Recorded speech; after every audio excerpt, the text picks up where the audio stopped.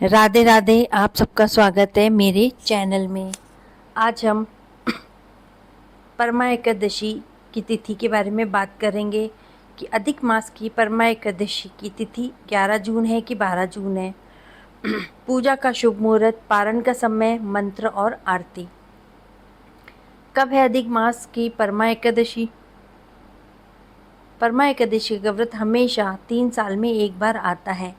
ये अधिक मास यानी कि पुरुषोत्तम मास के कृष्ण पक्ष में होता है और ये महीना भगवान विष्णु को अति प्रिय है। आइए अब इसके बारे में ही जानते हैं। अधिक मास की परमा एकादशी हिंदू धर्म में बेहद पुण्यदायी और कल्याणकारी मानी जाती है।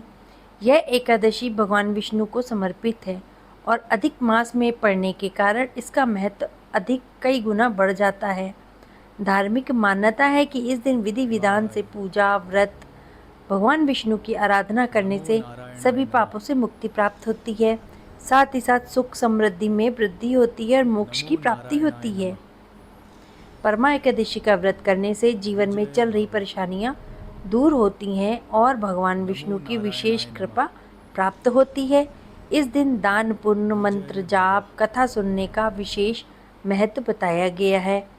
वहीं इस साल परमा एकादशी का व्रत 11 जून को रखा जाएगा। साथ ही इस दिन शोभन और सर्वार्थ सिद्धि योग भी बन रहा है, जिसमें इस दिन का महत्व और अधिक बढ़ा दिया है।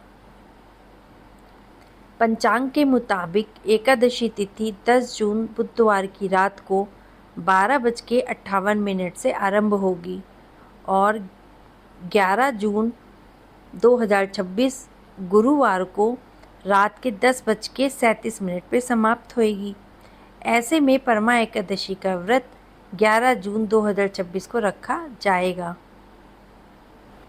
शुभ मुहूर्त इस प्रकार से हैं। पंचांग के मुताबिक 11 जून को परमा एकादशी का शुभ और उत्तम मुहूर्त है 5:23 AM से लेके सुबह 7:07 AM तक का।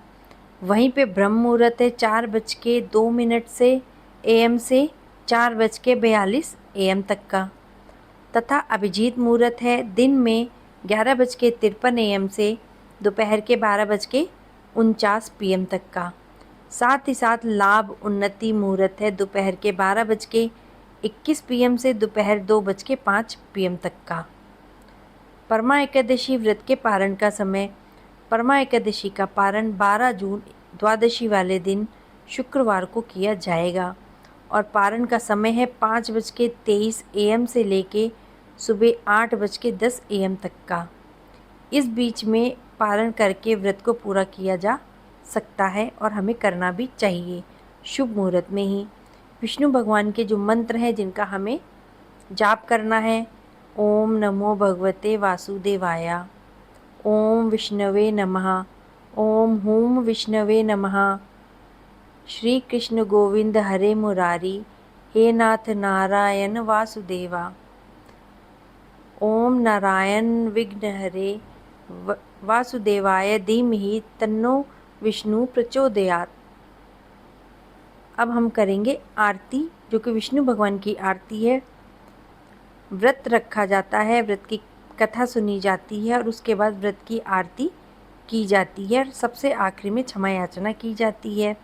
व्रत की आरती विष्णु भगवान की आरती है: ओम जय जगदीश हरे, स्वामी जय जगदीश हरे, भक्तजनों के संकट क्षण में दूर करें। ये आरती हमको पूरी सुननी है। और अब हम बात करते हैं तुलसी को तोड़ा कब जाएगा। तो हमको एकादशी वाले दिन तुलसी माता को नहीं छूना है, क्योंकि उस दिन वो भी व्रत करती हैं।